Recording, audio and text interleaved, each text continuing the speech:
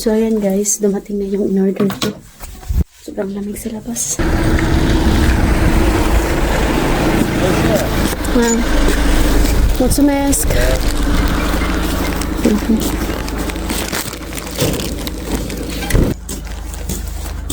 In-order ko to sa Shein. Tingnan natin kung ano yung mga in-order ko.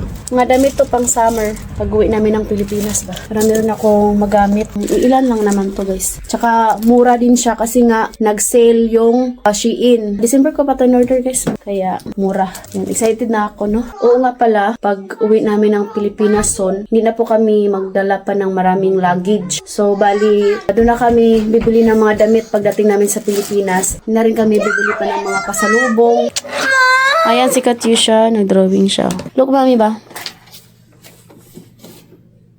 Ito, he wanted to Napakaganda coloring. naman yan.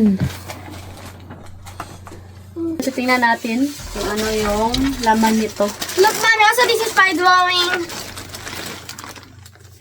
Ako naman yung bibili sa sarili ko. May magko-comment na naman dito na bakit hindi mo binilhan si Habi? Bakit hindi mo binilhan yung mga bata? So, tapos na sila guys. Tsaka mga mura lang naman to. Ayan, una. Siguro nasa mga 150 pesos. Let's see. Small. Yung size nito. Check natin. Kitang-kita yung bilbil guys.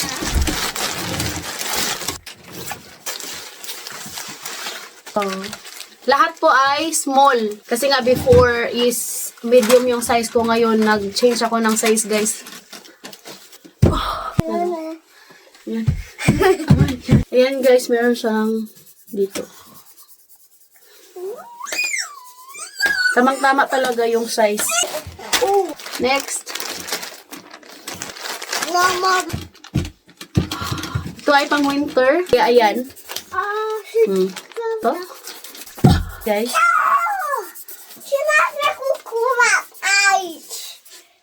Ayan. Ayan. Next.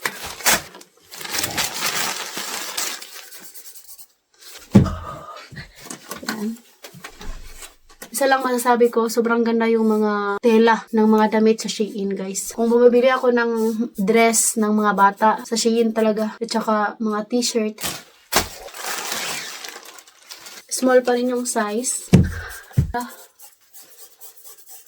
Pang lamig ba? Yan guys, oh.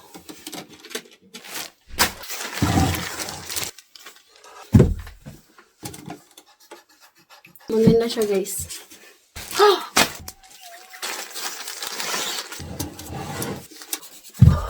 Gustong gusto ko ito guys.